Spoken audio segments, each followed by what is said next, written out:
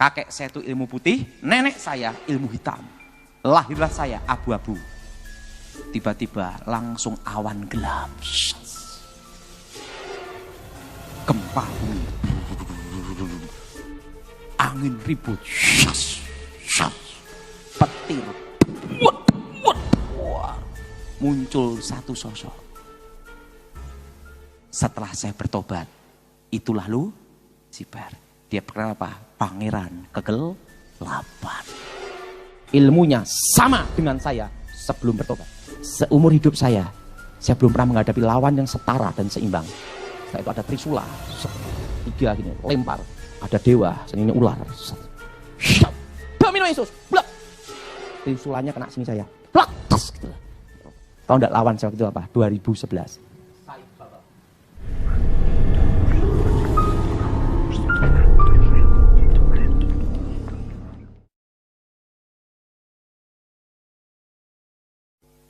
Sebelum saya bertobat, saya diajar sama kakek nenek saya. Kakek saya itu tokoh aliran putih, namanya Sapu Angin. Terkenal dengan ilmu saipi angin pindah tempat. Dan terkenal dengan ilmu kebal, aji lembus kilang, tembak dor sejengkal. Dan terkenal dengan ilmu panglimunan, ting menghilang. Kakek saya itu ilmu putih, nenek saya ilmu hitam. Lahirlah saya abu-abu. Nah, nenek saya terkenal dengan ilmu santetnya, setan kober, kobaran api setan, pembunuh tercepat, pembunuh tercepat, pembunuh senyap, silent killer. Dan dia kalau membunuh orang, jantung berhenti, 5 menit pasti berhenti. Siapapun orangnya. Nah, saya belajar dari mereka sejak usia 9 tahun. Dan semua ilmu yang saya pelajari itu dari mereka. Dan tapi kalahnya sama pendeta gemuk, haleluya, Gilbert Lumindong. Saya bertobat sama Gilbert dan waktu saya menguasai ilmu kakek nenek saya dan nenek saya. Kakek nenek saya berkata, kamu harus menguasai ilmu terakhir. Gabungan ilmu hitam, ilmu putih. Kamu harus ketemu seorang guru lagi. Pangeran, kanjeng pangeran. Untuk mengajarkan kamu ilmu pamengkang jagat. Membelah dunia. Saya bingung. Guru saya lebih hebat, kok ada yang lebih hebat, betul? Dan nyari gurunya satunya di mana kan gitu. Kamu ndak usah bingung cara cari gurunya. Ada cara untuk mengundangnya. Oh, langsung guru saya, kamu siapkan jiwa kamu, mental kamu dulu. Dan siapkan tubuh kamu, kekuatan fisik kamu dulu. Harus melebihi kekuatan manusia. Kalau tidak, kamu bisa gila atau mati untuk ketemu dia. Untuk menguasai ilmu terakhir. Dan waktu akan berhenti. Langsung dia baca mantra. Tenaga dalam kakek saya dimasukkan ke saya dulu. Tenaga dalam nenek saya dimasukkan ke saya dulu. Setelah itu baca mantra. Vitamin komplit. Tiba-tiba langsung awan gelap. Gempa bumi. Alam bereaksi. Angin ribut. Petir. Muncul satu sosok. Tingginya 3 meter. Baru saya tahu pangeran kegelapan. Wajahnya tampan melebihi Elvis Presley. Rambutnya silver perak. Dan model ininya tatahan es. Tembus pandang transparan. Dan matanya seperti cahaya intan berlian. Dan bumi berputar di dalam matanya. Maka disebut penguasa dunia. Bajunya berkilauan seperti perak. Ada ikat pinggangnya juga gini. Dan sepatunya Tidak bisa saya lupa seumur hidup saya. Bukan pakai dari kulit sapi, beda. Modelnya kasut seperti ini, seret, seret, seret, seret, seret gini. Terbuat dari emas murni. Hermes kalah. Disitulah saya ketemu dia. Dan komunikasi rohnya dengan batin. Maka tahu jadi yang disebut kontak batin, hubungan batin, komunikasi roh. Itu lewat alam bawah sadar. Makanya orang kalau cari nomor togel di kuburan ketemunya waktu mimpi. Ngerti? Karena apa? Itu namanya komunikasi roh. Itu adalah alam bawah. Apa saudara? Alam bawah apa? Disitulah terjadilah komunikasi. Disitulah dari otak alam bawah sadar saya. Pertama 3 hari, dilanjutkan 4 hari. Jadi 7 hari, 7 malam. Untuk transfer pengetahuan. Makanya waktu saya ketemu dia, pengetahuan rahasia kegelapan ada di sini. Nah, disitulah saya ketemu. Baru saya sadar. Setelah saya bertobat. Itulah Lucifer. Dia pernah apa? Pangeran kegelapan. Nah, makanya saudara, setelah saya bertobat, kalah sama Gilbert, gila 1 tahun. Saya tahu itu ada rencana Tuhan juga. Supaya memori saya tentang rahasia kegelapan itu terhapus. Saya hanya ingat 5% aja. Dan yang saya ingat 5% ini, yang saya khotbahkan hari ini. Rahasia kegelapan. Jelas saudara? Awal penciptaan. Dan awal peperangan antara manusia dengan setan. Nah, jadi kalau Lucifer datang, pasti alam itu bereaksi.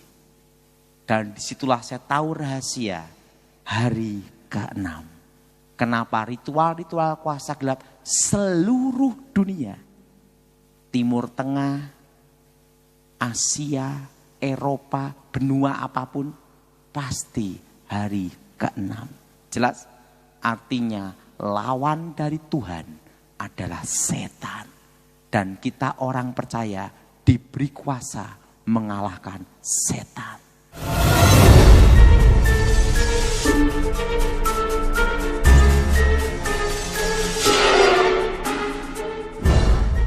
Pernah enggak Pak Daud menghadapi tingkat tinggi? Pernah. Suatu kali, tahun 2011. Tepatnya bulan Januari. Waktu itu saya dipanggil sama jenderal. Daud, ada urusan penting, kamu dipanggil ke Cikias. Saya temenin kamu. Saya datang, langsung ke Cikias. Saya lihat, ada santet ini. Santet tingkat tinggi, kiriman India. Wah, impor punya nih lah. Wah, santet tingkat tinggi. Langsung ibu ketemu saya. Daud, saya panggil kamu, pasti kamu tahu. Ya. Penyantetnya ini, Bu. Benar, penyantet namanya ini. Tokoh sakti India.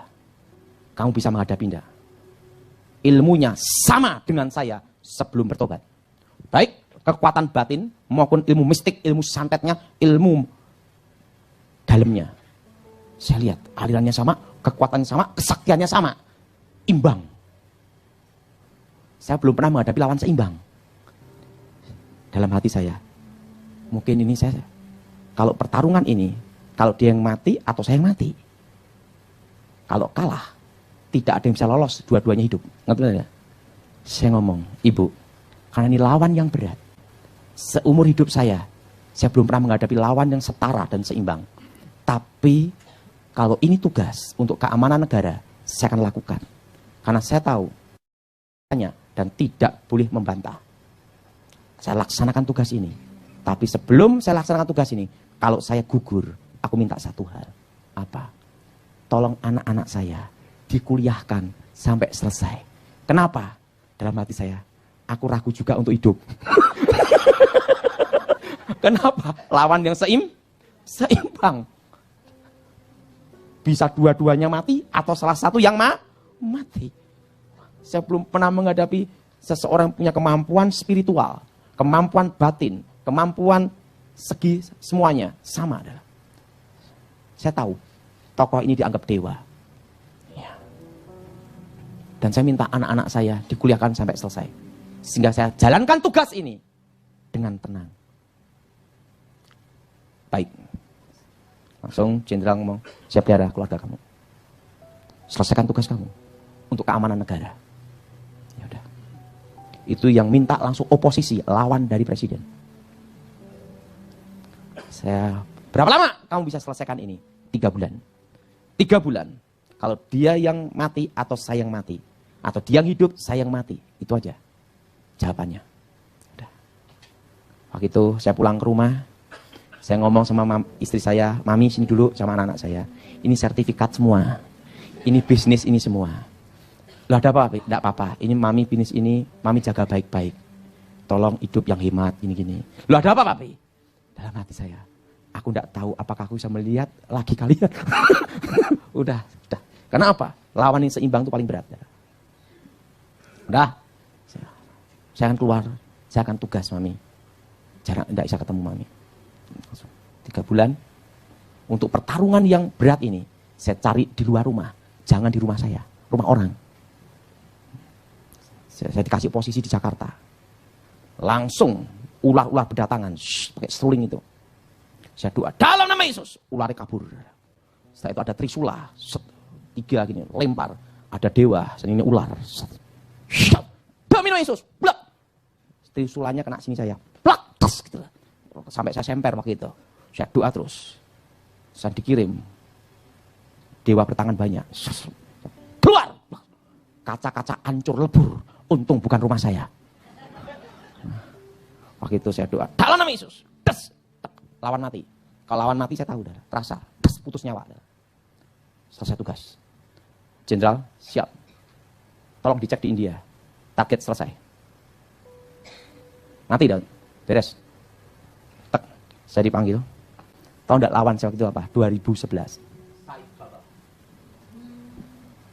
Selesai. Selesai. Target selesai. Nah, setelah itu, jenderal ngomong, dukun besar aja mati, apalagi dukun-dukun kecil. Nah, izin jenderal, saya tidak selamanya hidup seperti ini terus. 2014, siapapun presidennya, saya tidak akan jaga lagi. Kenapa Daud? Udah, saya cukup mengabdi untuk negara 10 tahun. Udah, dalam hati saya, nanti kalau saya punya lawan seperti itu lagi berulang-ulang gimana?